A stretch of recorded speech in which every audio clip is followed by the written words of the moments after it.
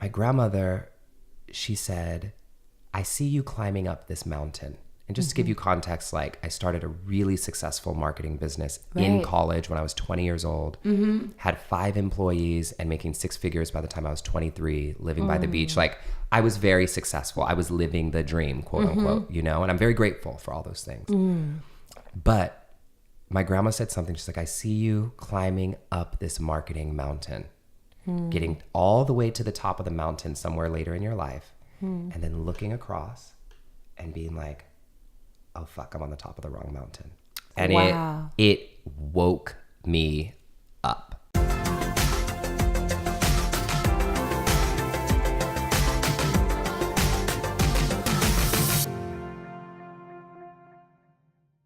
Hey, and welcome back to the Get Loved Up podcast. Today I am here with my brother from another mother, Justin Michael Williams. Hey. And he is an inspirational entertainer and meditation teacher. And we are going to dive in deep on so many things, not only the benefits of meditation, but his whole story. Like this man, for me, is not only inspirational and not only walks the walk, but he talks the talk in a very beautiful way and has been such an inspiration to me and my journey and such a good friend.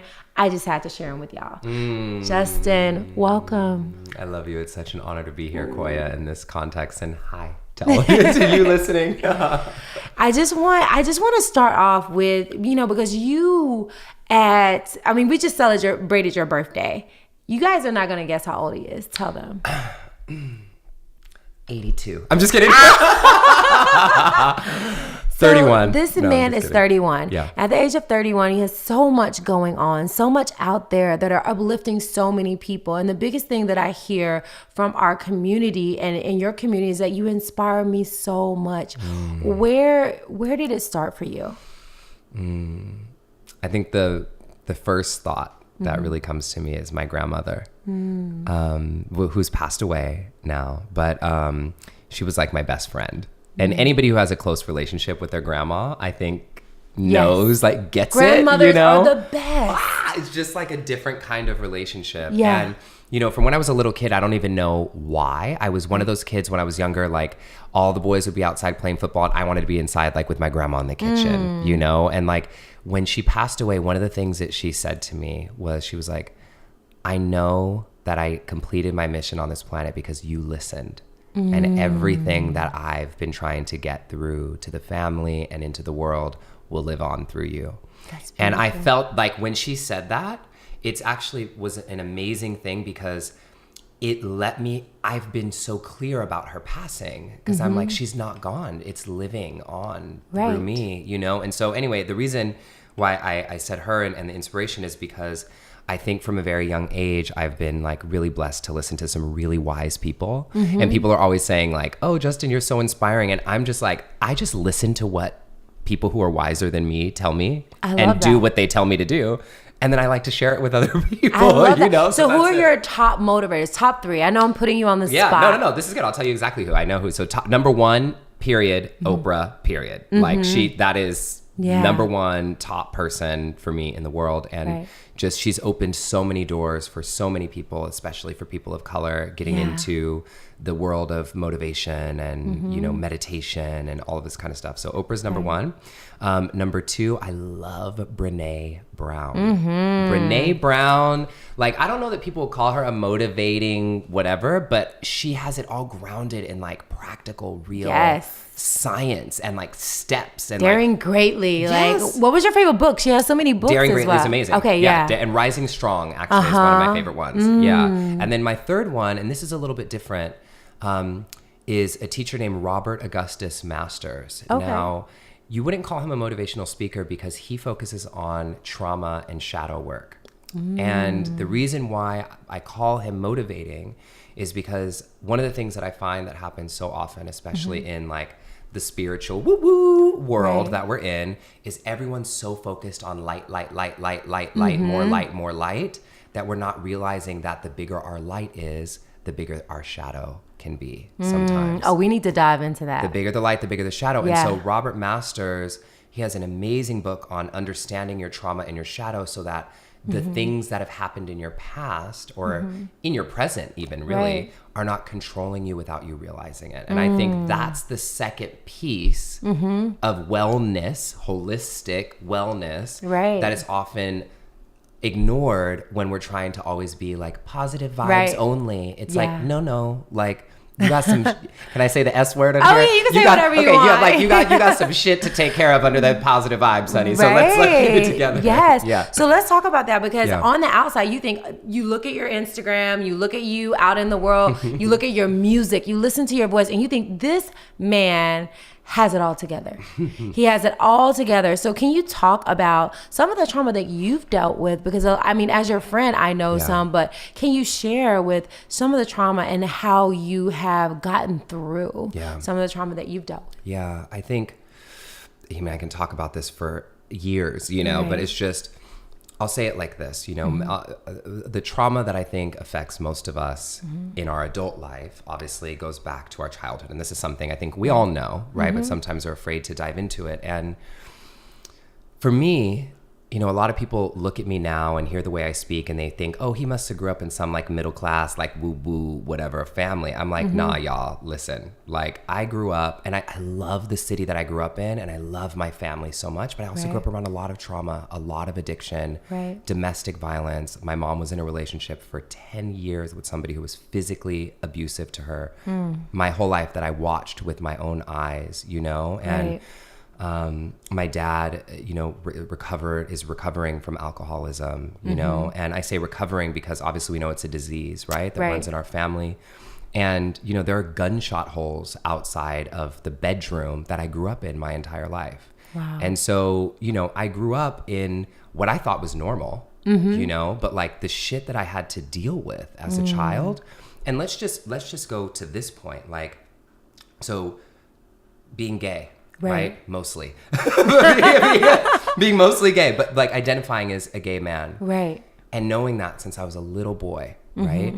And my childhood, when I first started having like sexual experiences when I was 12, all the way until I was 18, 19 when I came out, my first huge breakup didn't have one person to speak to about it. My first time falling in love with a man didn't have one person to speak to about it. And hiding who I was because I was getting teased and bullied and ridiculed in school for being different, for walking like that, why you talk like that, why you walk like a fag, from not just people at school, but my own family. Right. So like for me, I think the biggest wound that I've had to overcome is being validated in my life for all of my successes as a child, but never being validated for who I was as a person and learning to hide that person. And so we all have these things in our lives that we hide or we shut down because of something somebody told us or like a trauma that we faced. And, I think one of the things that I say to people when they're like, it seems like it's just so easy for you. I'm like, I don't think you know how many hours of work I put in to make it look this easy. Oh yeah, because I know you put in a lot of hours. I was like, there is so much healing. There's so much processing. And that's what, there's work. And people think there's going to be this magic pill that's going to make it all go away. No, it's process, it's work, and there's so much beauty along the way. Oh yeah. And when was that first trauma? Because I know that you said as it goes back to childhood and you've done the work. So when did it first happen for you that you felt like this disconnection from your true self? As an adult. Okay, so no, as a child. Oh my God. Okay, I can tell you. Ooh, my gosh, I like get shakes in my body when I think of it. So when I was this is the biggest one that I remember, when I was in second grade. This was back when like music used to be a huge thing in schools, and your whole class would like take choir every Wednesday or something like that. You remember them days? All over school did that. Oh yeah. But we used to have choir with this teacher, Miss Bryant, and she was amazing. And I used to love singing, but I used to get bullied all the time in school for my voice, for this, for that. Right. So I always hid it. I used to like sing Brandy and Mariah Carey in my room, but like not let anybody ever hear me. Right. And it was choir, and we were all on the risers, all the bullies in school, the whole class of like 50 people. And the teacher goes, we're going to sing for our second grade promotion, I Believe I Can Fly by He Who Will Not Be Named. Okay. And so we go to sing I Believe I Can Fly, and she goes, who wants to sing the solo? So I raise my hand up in the air. I'm so excited. Right. And she goes, okay, Justin, let me hear. And I get the first, like, 4 words out. And all the bullies in the class went freaking nuts. They started flicking my ears, telling me, fly away, Dumbo. You sound like a faggot. Why are you singing? Like, and the whole class laughed. And because bullies control everything when you're in second grade, it just was a thing. The teacher didn't know what to do. And in that moment, I remember very specifically I was sitting there. I wanted to cry, but I was like, you can't cry because only faggots cry and they'll tease you more. And so everything just went inside and I shut down my voice. I shut it down. I knew, okay, apparently my singing voice sucks. Apparently my speaking voice sucks. Apparently I'm too much of a fat. Shut it down. So I shut everything down and I spent most of my childhood just trying to be whoever I needed to be loved and accepted by everybody else. So that's funny that you say, I just wanted to be loved. Yeah. You know, and that's so important. Yeah. And so as a young child, did you have any sources that you can go to and say, okay, I feel loved in this moment? Yeah. My grandmother like loved me inside out for who I was, no matter what. My mom loved me so much. And, you know, there were certain things that I think happen in my relationship with my mom that have been so healed, and I have the most amazing relationship with her now, but she was like somebody who I had to hide from back then, you know? Hide your identity. Yeah. And so your there was truth. like this thing of like, oh my God, my mom and I like have this such close loving relationship, but there's this whole world that I'm hiding from her. And my Aunt Lisa, actually, this is like my godmother, my aunt, like I remember I used to always go to her house and she would babysit us, and she knew, you know, and she would just let me be free. She would let me play with Barbie. She would let me do whatever I wanted, you know? And then, you know, if I was playing with Barbie, she would, your mom's coming, put him away, you know? And like to know what's up. And so there were a few people in my life who were able to really accept me for who I was. Yeah. So you felt kind of rejected in one sense, but you had a sense of accepted. Yeah. You know, some people accepted you. Yeah. And when do you feel like you reached a point where, you know what, I can be fully myself? And do you even feel like this now? No. I mean, I feel like that's the work that I've been put in this body to do in this lifetime, is like, and I think many of us feel that, is this feeling of constantly coming back to myself. And every time I forget, remembering to come back to myself and learning faster ways to come back to myself. And yes, I feel like I've come light years from where I was when I was younger, obviously. I mean, I'm not there. Right. But there are times still when I get self-conscious, or when I get afraid, or when I'm dating somebody and I hide certain things about myself because I want them to like me, you know, or when I'm in a room and I pretend to be not somebody I'm not, but I highlight certain qualities of myself and not others because I want the room to accept me. Right. And I just want to get into space. I love those people who are just like, this is who I am at all times. I mean, that's what I see. That's what you see? Yes, well, absolutely. Right now I'm open. I'm with you, you know, so I'm totally But you don't open. feel like you can be that way all the time. Not all the time. But you feel like you can be that way with me and certain friends and certain places. So where would be a place where you feel like you cannot be 100% who you are?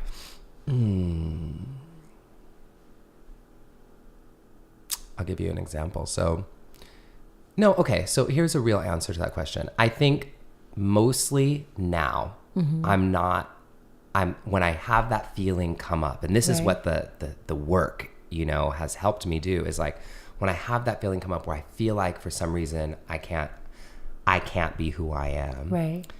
I always remind myself, and I snap myself out of it, because I remind myself, oh yeah, you don't want anybody in your life who doesn't like you for who you are anyways. You don't want, like, anybody who's accepting this fake you doesn't really like you. So what's the point of all of that in the first place? So like, I try always in every circumstance to snap out of it. I think the only times that I sometimes get stuck in it is every once in a while when I'm dating somebody new.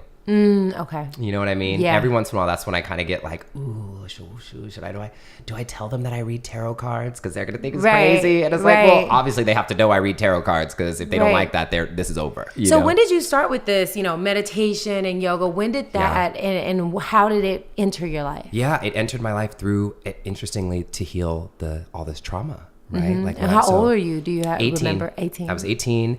Right here around the corner. Oh my goodness. It's really crazy. And you know, at UCLA is where I went to college. And when I was in college, I had just a terrible eating disorder when I was 18 and 19. Really not good. Which one did you? Bulimia, anorexia, everything. thing that you can do. And it wasn't cute. Like I was the same height I am now, but I was 45 pounds lighter. Wow. Can you imagine 45? me? No. Mm-hmm. Oh my goodness. Little mini baby, tiny, skinny Justin, who still thought he was fat, you know? And it wasn't, I think it was, again, like coming from the small town in the Bay Area, moving to LA and seeing all these guys with these ridiculous, crazy bodies and like, oh my God, like how do I do that? And just getting taken down the wrong path around the wrong people. And so after one time when I was, I threw up and I popped a blood vessel in my eye and then there was no hiding it anymore. And it woke me up because I said, I mean, my entire eye, it was for like an entire month. It was red blood vessel popped in my eye.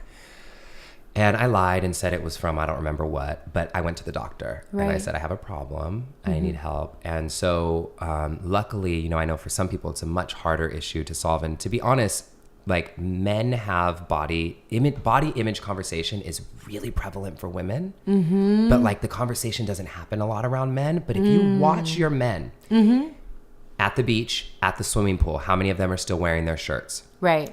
And then you think, oh, it's just because guys don't do this. No, it's not. It's because they're uncomfortable in their bodies and no one's giving them a space to talk about it. Because all men see are these chiseled abs and crazy six packs and like whatever. And most men don't look like that. So they, I just keep my shirt on because I'm cool. I don't want to swim. Right. No, actually, you're having a self-conscious moment, but the men are not often given this moment to talk. And so anyway, to get back to your answer,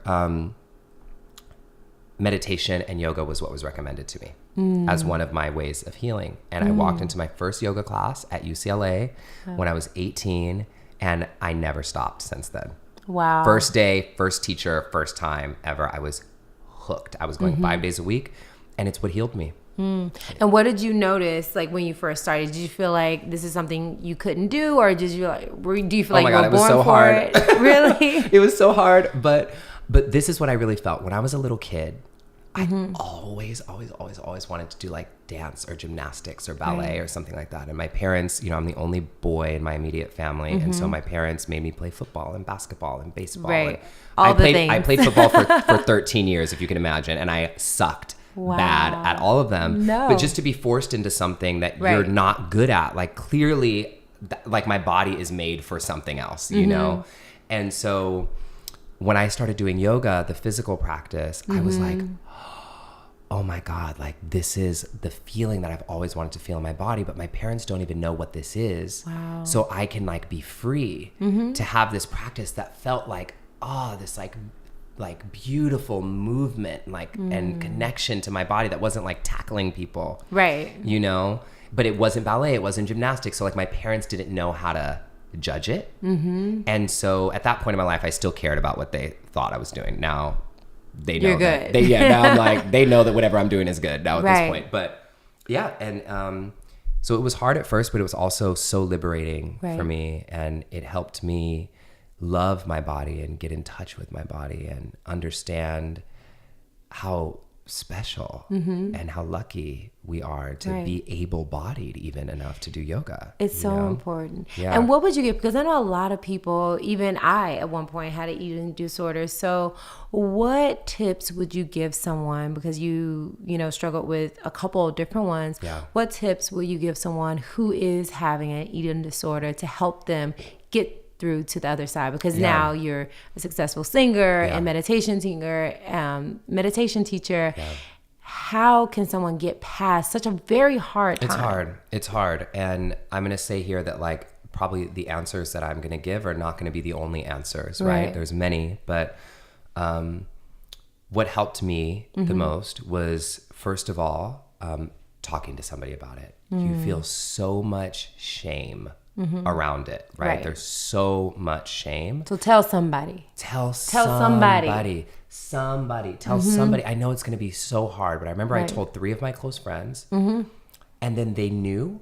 And so what was good is like when we were out to eat, like I couldn't sneak to the bathroom and throw up anymore. Right. Because they knew. Right. You know, and it helped keep me accountable, and they were checking in on me and like all that kind of stuff was happening, which was so amazing. And then also what was crazy is one of my really good friends, I won't say her name on here, but she then told me that she had an eating disorder in high school. And then she knew how to help me through it, you know? So number one is to recognize the shame around it, and to then allow yourself to speak to somebody you trust from that space because they want to support you. I think the second thing that I would say is, and it's so hard, but to think about not comparing yourself to other people is too, because that was the biggest thing. I was trying to have something that just wasn't me. Right. And then number three, this is a huge thing, is to, and this is for people, I won't even, you know, I won't classify this as an eating disorder, but I think for men and a lot of women especially,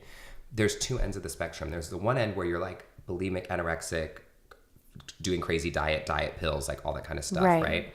But then there's the other end, which I swung to as well, of like over exercising, like all the protein powders, all exercise, like going too hard, you know, in the gym. And like, we think that's healthy. And a lot of men suffer from that. It's like, if they're not eating 20 chicken breasts a week and sweet potatoes and like doing this thing, then all of a sudden they don't have self-love or self-worth either. Right. You know, so to think about health, like actual health, and to be honest with yourself, am I doing this for my health, like the longevity of my life? Or am I doing this for the mirror, for the camera, to look good? And they're two very different things. And you know this. Oh, yeah. You know, it's just people drinking all these pre-workouts and chemicals and blood and all these crazy diets and eating all this chicken and all the, it's like, it's not good for your health. You may look good in the mirror, but you want to really own that because it's going to have effects on your life later. Right. Yeah. So biggest thing is tell someone and then make sure. So what do you feel like when people feel like, I can't talk to anyone? Like there is a lot of like fear around what people will think or say. What if people feel like there's no one to go to? It's hard. Yeah. I mean, I feel like there are a couple hotlines, like I would say, because a lot of times your family, I feel like can be very judgmental. And if you don't feel like you have family or friends, I think there are hotlines where you can talk to people or counselors, like you said, you went to. The first person I told was a professional. Yeah, I think a professional, because some people feel so scared and they might not have a friend. Like you have I know, because I'm around you have a good circle of friends, but some people don't have that. So I think, like you said, a counselor or like there's even so many you can go online, hotlines anonymous hotlines you can call into. I never used any of those, but I know that people do and that they're really, really helpful. Right. So tell someone non-comparison. Yeah. Which is hard with social media. It's so hard. Because you get on there and, you know, you seeing all these things, and even your friends, people that you love, you look and you're like, man, well, I'm not traveling this place or I'm not doing this thing. So what is something that you do now in a healthy mindset to help you with these feelings of comparison? Oh my God. It's like with social media, isn't it crazy how much we can compare ourselves to other people? The thing that I always tell myself, so the first thing that I'll say is that you do not know what somebody sacrificed to get what they're showing you. Number one, you don't know what they're doing to get that. And oftentimes when you see under the hood, you're like, oh, if that's what I got to give, I don't want it. You know what I mean? Like, I don't want all that. You know, absolutely. Will you take the journey that they took to get what they have? Yeah. Or the journey or the work or the whatever. So that's number one. Number two, gosh, around comparison is really interesting because I think this is something that I realize happens to me in my life is people look at what I'm posting online, or they look at the successes that I've had in my life. Oh my God, Justin, you're so this, you're so that. Oh my God, congratulations, you this. But I'm like, if you only saw how many no's I got before I got the one yes that I posted about on social media. Do you know what I mean? That is so important. Yeah. That is so important because people don't realize the failure. They only see the success. And so that's why, I mean, for me, I try my absolute best on social media. Anybody who follows me, my Instagram's We Just Will for Justin Williams. I try to break that down and be really honest about the moments that I'm struggling. Right. Are the moments that I'm not doing so well, or talk about some of the things that are coming up, because people, it's easy to look at these successful people and think it's just all easy. Right. But we're working, I mean, we talk about stuff, we're working our asses off. It's so hard. And so I think there's an accountability that can be had for people who are for all of us in the world to be more honest about what we're really experiencing, and that life is messy. Yeah. And if everybody could see that life wasn't just traveling and cute Instagram pictures that are covered with filters and perfect skin and totally contoured all the time. Right. If people knew that, I think they would feel less bad about themselves. I agree. We're all just trying to figure this shit out. Everybody. Yeah. And I just tell people failure is a part of success. Absolutely. You know, and once you embrace that and also let Instagram inspire you versus intimidate you. And I think that is that big shift on like that comparison piece, which I think is a huge, amazing tip. So you guys, don't compare yourself because you never know what a person is going through. Yeah, it's hard, and you just got to be on your own journey. Yeah. You know? And so your last thing, what would be the last? Oh, I think those are two I got. That's what I got. That's what I got for you. So I really want to talk about now, kind of like after you kind of dealt with, you know, becoming who you are. You're always on the journey, using meditation and yoga. You start singing, and I really want you to talk about that journey from that little boy that got his ears flicked and felt like, you know, their voice didn't matter, to this man that is belting like an angel. Because I think, can you just give us a I knew you were going to ask me to sing, girl. You going to ask me to sing right here, right now? Right? Which one? Here with me. Oh, girl, just you're trying to get in my falsetto. I don't want the whole thing. Just I'll give it to you in the lower octave. The lower octave, please. I wish you were here with me. I know you're in the air that I breathe. I wish you were here to see everything I've made of me. Oh my God. So it's usually way up higher, but I warmed up for that. How did you go from this young boy that was, you know, feeling like, you know, no one should hear my voice, to this man with this beautiful voice? Oh gosh. That is inspiring so many people. So let me tell you, it was my grandma. So anybody when I was younger who knew Justin in private, you know, knew that I loved singing. It just had always been such a huge part of my life. And it was a thing that was always pressing through me. And after, you know, what happened in second grade and what continued to happen in my life, after that, there were many other things that happened. I just shut it down. I just said, I'm not good enough. Right. Not for me. But the one thing I was getting really validated for was I was always really smart. I was always getting really good grades. I was always really successful. So let me just go focus on that, because that's the place I get validated, you know? And so my grandmother, when she got diagnosed with stage 4 cancer 5 years ago. And it was really sudden. She was young, 67, which I consider young. And yeah, I mean, and super healthy seemingly. And the doctors told her she had 2 months. Wow. And it was like we were just hiking in the Santa Monica Mountains together, you know, when she came to visit LA. And she pulled me aside and she just said, I've been wanting to ask you something for a while. I'm like 25 at this point. She's like, I wanted to ask you something for a while. And now that I know I don't have a lot of time, I'm going to ask you now. And I'm like, what are you even talking about? Like, this is about you, you know? Right. And she's like, if you were in my shoes and you knew you were going to die in 2 months, what would you do?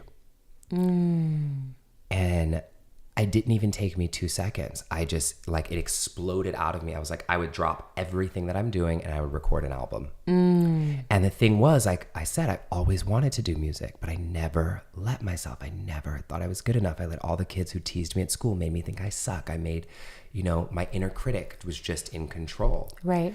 And we all have these things, you know, that we shut ourselves down. And in that moment, my grandmother, she said, I see you climbing up this mountain. And just to give you context, like, I started a really successful marketing business in college when I was 20 years old, had 5 employees and making 6 figures by the time I was 23, living by the beach. Like, I was very successful. I was living the dream, quote unquote, you know, and I'm very grateful for all those things.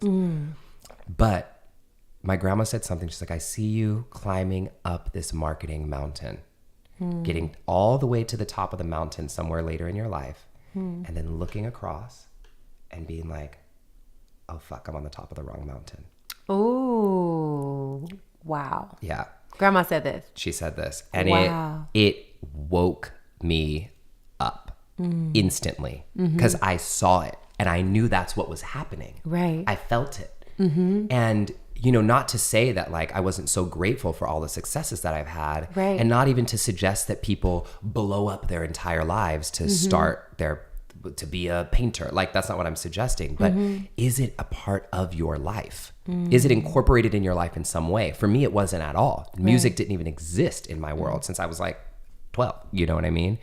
And so I very gratefully like heard her advice, and she like looked me in the eyes and she was like, baby, look at me. She's like, promise me you will do this. I don't care what, I don't care when, but I want you taking steps to record an album. And so very grateful to say that, you know, now I have an album that charted in the top freaking 20 of iTunes. I've performed at South by Southwest, been featured by Billboard. And I'm not saying this to brag because it's not what it's about. I'm saying it because I know that if I can do this, like, you guys have no idea how much doubt and like fear, I mean, to trembling, shaking like around this I've had to deal with back then.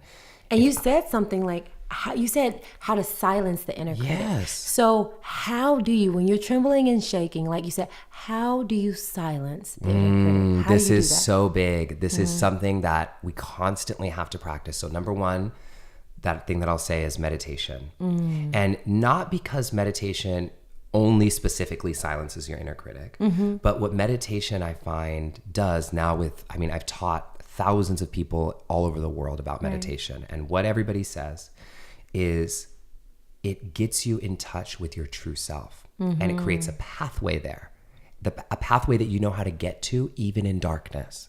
And I think the reason why meditation is so important to do regularly is, I think about it like this. Like, pretend you're dating somebody new, okay? And they give you the address to their house for the first time, and you're all excited. You get ready to go over and like Netflix and chill, right? Right. So you gotta put it in your GPS, and you gotta follow the maps every single way. You don't even know where you're at. You're going to this new place. You don't know where to park. You gotta call them, whatever. Let's say you continue dating this person and you stay together for a while. In 2 months after going to their house 30 times, you don't need to use your directions anymore. You don't need to use a GPS. You can get there in the rain. You could get there, whatever, you know where to park. So meditation is the same way. When we go there regularly, we know how to get there in any condition without needing too much navigation. I love that. And so anyway, and where meditation takes us is to our truth. To the truth that's really inside of us, like our authentic self.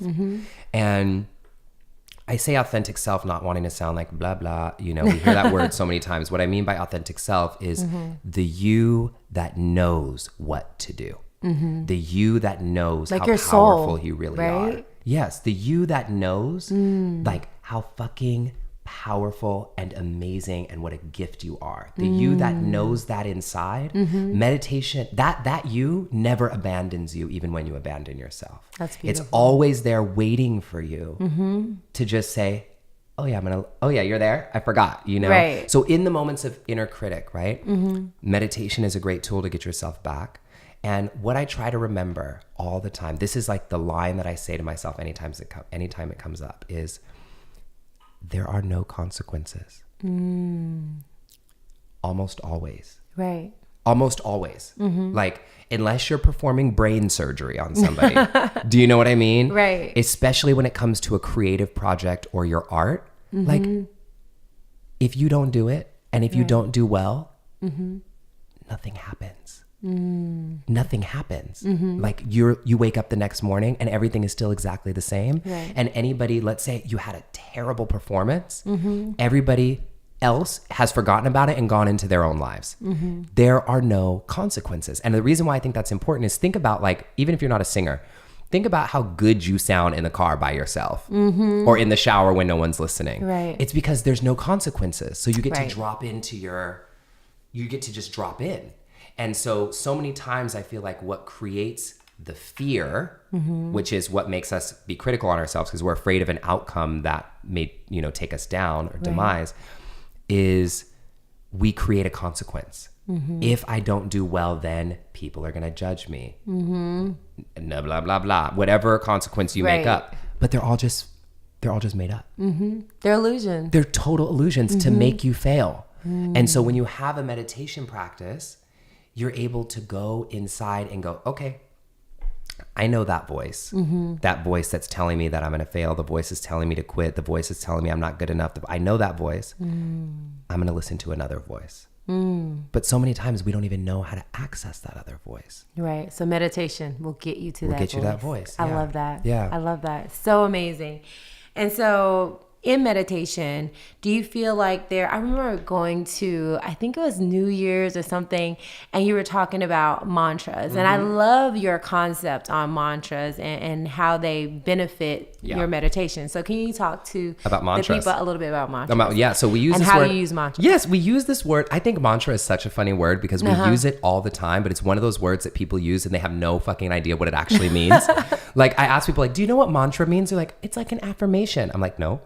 It's like I am. No, it's like, and the thing is I think one of the big disservices that's happening in the wellness community is there's a lot of stuff that's being told to people and people don't know what it is. They're just taking it for truth without an understanding. Right. And it's like the surface level. We have to dig a little deeper. And so mantra, the word comes from two Sanskrit words, manas and tra, which mean tool of thought. It's one of the definitions. Right. It's a tool to control. I don't want to even use the word control. It's a tool to harness your mind and your thoughts.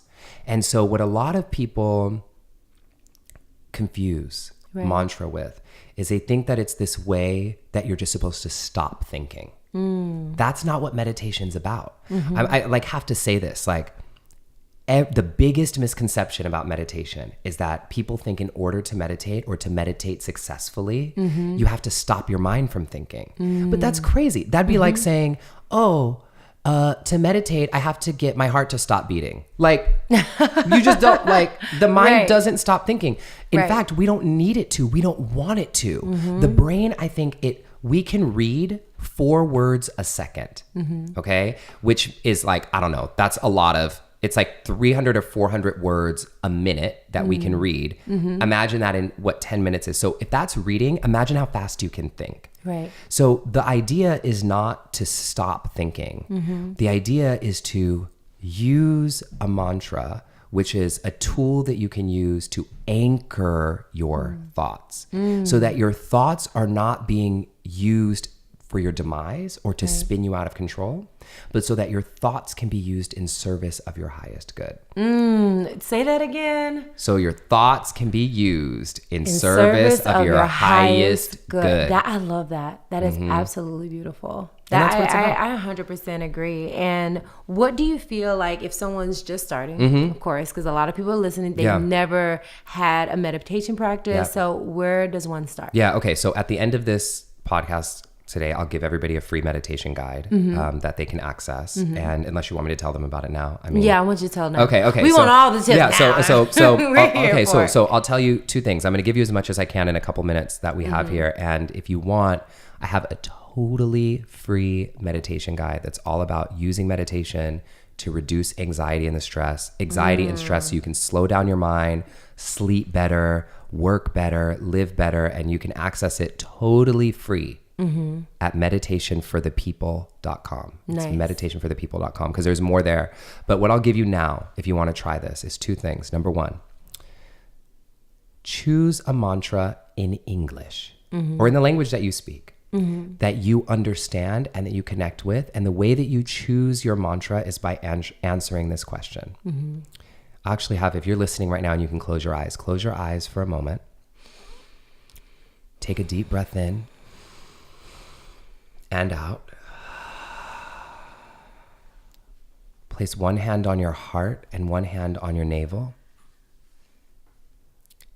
And just feel into these 2 very powerful, energetic centers of your body. This is the center of your power and the root of your heart. When we conjoin these 2 places together, that's where our real power is. And just breathe. And now I want you to ask yourself this question. What is something that you love so much that you would love to be bathed and soothed and totally overcome and energized and overtaken with it. You can think of 1, 2, or 3 words. I'll ask the same question in a different way. If meditation could be all about filling up your energy field with one type of energy, with one thing, what would it be? And come with whatever word pops up for you. Koya, what word you got? You know I got love. I know you got love. So Koya had love, right? And some people have things like, and that would be your mantra, love. Some people have things like peace, passion. I have people tell me Beyoncé. Like I have people, and I have people, this one woman, my favorite one, she said salty rocks. I was like, salty rocks? I was like, what do you mean? Oh my God. And she goes, salty rocks, because the happiest I ever was in my life was when I was a little girl and my dad used to go surfing and take me out to the beach every morning. And I used to lay on the salty rocks and watch him surf.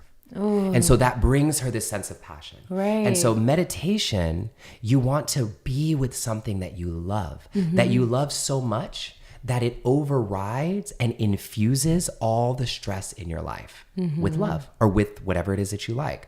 Because if you like this thing, you ain't going, all this other shit ain't gonna matter because you're giving yourself a vacation to yourself. And I'll just say this, meditation, most people think meditation is supposed to be always this relaxing, zen, peaceful experience. You know, it ain't always like that. And what I tell people is meditation is not about relaxing. Right. Meditation is about becoming more alive. That's what meditation is about. I love that. And so we want to feel all the emotions coming up. And look, those of us who's grown up with trauma, which is most of us, or if you're a person of color and you've grown up with systemic oppression on top of your personalized trauma, or you're a woman who's dealing with all the shit that we deal with. Right. We've gotten so used to pushing stuff down. And meditation is your chance to let it all come up. Because if we push stuff down, what happens? It seeps out in some area of your life that it doesn't belong. You blow up your relationship, you yell at your partner, you snap at somebody. Or it stays in your body. And you get sick. You work with people's bodies Thoughts all are the things. time. Yeah, Thoughts are things. sure. It gets in your body, you get sick, you get pain, you get injury. So what's your mantra? What's your favorite mantra? Okay. So I'll tell you my first mantra. Okay. My first mantra that I ever used 10 years ago when I started meditating, and I kept it for 2 years, is complete authenticity. That's beautiful. And knowing my story, now that you've heard, right? When my meditation teacher, Lauren Roche, who I'm so freaking lucky, I met him on a whim. He's one of the world's most well-known meditation teachers. He's written every book. And he met me. I didn't know who he was. And he was like, kid, I'll take you under my wing and teach you everything I know. That's and beautiful. So that was when I was really young. I was 20 years old. And he asked me that same question. If you could be completely overtaken by any energy that would heal you, solve all your problems, help you feel like you were at your most powerful, what would it be? And I said, I just want to be in complete authenticity all the time. And that was my mantra. That's beautiful. Because okay. So you encourage people to have a mantra. Yeah. Use that in your meditation. Use that in your meditation. And then here's the only other tip that you need to know. And there's much more you can learn on the meditationforthepeople.com. This is the golden rule. Set a timer, okay? Set a timer for 10 minutes, 8 minutes. What the studies have all shown, all the research they've proven is that meditating daily for short amounts of time is better than meditating every once in a while for longer periods of time. Right. So even if you only got 7 minutes, 8 minutes, 10 minutes, set a timer for 10 minutes, sit, and no matter what happens, stay. Right. And you don't have to sit still. Until the timer goes off. Right. And everything that happens, as long as you welcome your mantra in, is part of your practice. And so what I tell people to do is just sit first, and don't sit cross-legged if that's uncomfortable. You can sit on the couch, sit on your bed, sit wherever you want as long as you're comfortable, because your mind can't relax if the body's not relaxed, right? So get relaxed. Allow yourself to move and sway with your breath, and then just welcome your mantra. And what I like to do sometimes is whisper it to myself, complete authenticity, complete authenticity. And sometimes then your mantra will turn into a movie of an image of a moment in your life where you didn't feel authentic. And now what's happening is your mantra is coming to bathe, soothe, and clear that whole thing, that whole trauma. Or moments will come up in your mantra with yours is about love, right? So you'll be love, love. There may be moments that come up in your meditation when you didn't feel loved. Or you may think about friends or family members in your life now who don't love you the way you deserve to be loved. This is all clarity, right? And so sometimes the dark thoughts will come up, and sometimes you'll think about all the times and all the things that you do love. And then you'll get lost in a thought. You'll get taken off in some random thought. And what you have to do is use the mantra as a tool. It's a tool, just like you would use a hammer, or that's not what you do, a hammer. That shows how many tools I use. A hammer to hang up a picture frame. Right. You use it as a tool to say, oh yeah, I'm lost in a thought. I was meditating. Right. Let me use my mantra to come back. Complete authenticity. Maybe you whisper it to yourself, say it in your head, and just sit there for 10 minutes doing that. And that's it. That's it. So you need to meditate. It's so simple. It really is that simple. Right. You know, people make it a lot more complicated than it is. I think we have to remember that, you know, I think processes and steps and stuff like that are important. I'm a big process person. That's so important. But we have to remember that we are consciousness. Right. So you can get back to it. It's not that complicated sometimes. Right. You know what I mean? Right. So that's it. Yeah. And you've been successful. And that's one thing you share with it. You've been successful since a young age. So can you share, now that you are in your authenticity, what are I guess like the two big things you would say that help you when it comes to, and we're talking about entrepreneur success, because a lot of people, I'm over my fear. Yeah. I'm being authentically me. Yeah. I'm doing Justin's meditation thing, but I still ain't making no money. I need to make some money. I need to stack some papers. I need them coins, okay? Help the people get the coins. How can people get the coins? How can you get the coins? Okay. There's so many things, but the first thing that I'll say to you is do not get stuck in this trap of thinking that you need to find your purpose and let that be the thing that you do for work. I know this is the opposite of what you may be hearing on all your favorite Instagram bloggers who claim to be life coaches. Everybody does not need to work in their passion. It just, think about what the world would be like if everyone was doing that. We'd have who would be doing so many of the jobs that we, rely on every day? Who would be your doctor? Even though some doctors I know do it for passion, but many of them don't, Right. And so I know this sounds crazy, but I think this idea that we all need to find our one single purpose and like go after it with all of our heart, I think that's oppressive. I think if you look around at the world, that's not most people's reality. Right. It's not even my reality. I've had so many different things that I've done in my life that I loved. And then after a while, someone's like, oh, I'm done with that. And I'm jealous of people who, since they were 2, they knew they wanted to be a writer and they've that's the only thing they've ever wanted to be in their whole life. But everybody doesn't work that way. Right. And so to be really specific about why I'm tying this to money is I think one of the big things that people make a mistake with is that they take their passion, they instantly try to make a bunch of money off of it, and they squeeze the passion out of it because they're struggling to make money on something that was just supposed to be fun. Right. And so, making money as a singer or I'll tell you right now, my money that I have in my account, which I'm blessed to say is plenty of it, is not from music. And I've been very successful with music. I've had a top 20 album, millions of streams in 40 countries around the world.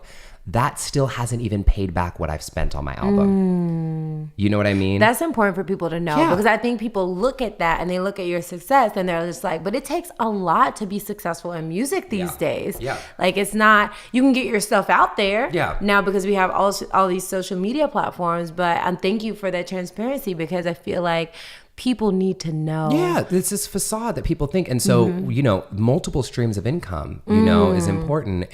But what I will say to go back to that thing is I think that what's important for everybody is you have to have a job that you like. Okay. It's okay. You don't have to love it. You don't have to love it. You need to like it. You just need to, it can't suck your soul out of you. You can't you know what I mean? Don't let it suck your soul. No, you can't let it drain you. Right. Like some people do have jobs that literally drain them. If you're one of those people listening to me right now, quit. Because otherwise you're going to die early. But if you got a family, take some steps. Take some steps first. Take some steps first. But take steps to quit and move. Right. Because you need a job, because we spend so much time in our job not doing something that we hate. You can't excel doing something that you hate. Right. So you need a job that you like, okay, that pays your bills and does all that stuff. And if you have a passion project or a side hustle that you want, then this is my golden rule. Your day job, let's say your day job makes you $30,000 a year. Right. And then you have this passion project, you like doing music. You're not allowed to quit your day job until your passion project is making $30,000 a year. It has to match. That's a good way to look at it. That's the rule. Because what a lot of people do is they go, oh, my passion project. So like my day job's making 30,000. Right. My passion project's making 15. And if I just had more time, I would make 30. So you're telling me that you're going to double your income instantly because you have more time. Time and income are not, they do not equate to one another. Right. And so people make that mistake. And then that's what happens is they take their passion, they end up having to squeeze it, doing things they don't want to do to make money out of it, draw the passion out of it. Now they're broke and have no passion anymore. And it's just a mess. So if you love gardening, you don't got to go be no professional gardener. Work at the bank. And then do gardening on the weekends with your friends and family. Have a good time. So find the balance. And I think it's important that we all have passion integrated into our lives. But it doesn't have to be your source of income. So there's number one. Okay. You asked me for two. Yes, please. Okay, so the second thing that I'll say about making money is, and I very briefly went into this, was multiple streams of income. And you know this, Koya. Right. Oh, yeah. In this day and age, usually for most of us, unless you have like a solid, like corporate job that's whatever, like you need multiple streams, and they say, I think like all millionaires have like 7. I don't know how many I have right now. I should probably count, but like, I have public speaking and motivational speaking that I do. I have music that I do. One of the main things is all the meditation teaching that I do around the world. And I also sometimes, because of my background in marketing, every once in a while I take on a marketing client to like somebody who I really believe in, to help them build their business. And so all of those different things, and I have online courses and, all this kind of stuff that's bringing me in income. If I relied on just one of those things to support my life, I would not be driving a convertible BMW in LA. Let me just say that. So, and that's nice. Yeah. Wow. So thank you for those tips. And I have one more please, question, whatever you want. Yeah. And I ask everyone this who comes on the show, how do you get loved up? And get loved up, love yourself, love others, and love the planet is what Get Loved Up is all about. So we want to know how you do it. Being with people like you. And I mean that. I think the thing that as I'm maturing, in my life, is learning that the thing that I love the most is being around supportive, achievement driven, connected, eye contact, like beautiful friendships like this. And you are one of the most important people in my life. And there's nothing that I love more than literally when I have nothing to do and I'm sitting on the couch or at a spa or anywhere, but just, a spa would be nice, but like just sitting anywhere. Koya and I just the other day, we went to a beach cleanup and we were cleaning up trash off the beach for this amazing organization called Dana Blue in Los Angeles. So amazing. DANABLUE, Dana Blue. And we were for an hour walking on the beach, picking up trash, loving the environment, right? Having this amazing deep conversation, loving ourselves and each other, and doing something good for the world at the same time. And so I just think really we focus so much on success. And trust me, I love being successful. But I think the mistake that most of us make is that we think that success is going to give us what we want, but what we really want comes from connection. That's what we really want, that feeling of belonging, that feeling of being worthy, that feeling of love comes from connection to ourselves, to each other, and something greater. And so that's how I get loved up. I love it. Thank you so much. And you've already dropped so many tips and places, but just tell the people where they can find you and also what you got coming up. Yeah. So you can find me. I think the greatest thing that I'll tell you guys is really at meditationforthepeople.com. That's my greatest gift to the world. I believe that we all, no matter what your financial status is, socioeconomic, no matter what you grew up with, we all deserve access to wellness. And I think so many people are being priced out of the conversation. And so meditationforthepeople.com is a free 3-part series. So you can go there and learn all the meditation tools. And you can also follow me on any social media platform at We Just Will. That's We Just Will. And I have lots of stuff coming up, but you can find it all up on my website. Yeah. Well, what's the biggest thing? The biggest thing that I have coming out is my book. Yeah. I'm so excited. I don't know when this comes out, but my book, I wrote a book that's coming out worldwide in February 2020. I'm deep in the edit process right now, but it's just, to be an author is one of the greatest honors. 2 more things you got coming out. Okay. We're digging deep on him. Digging deep on me? Because he's my friend and I can. I'll have some new music coming soon, which I'm really excited about. I haven't been in the studio for like a year. So I'll have some new music coming out. You can look Justin Michael Williams up on any music platform. You'll find all my music there.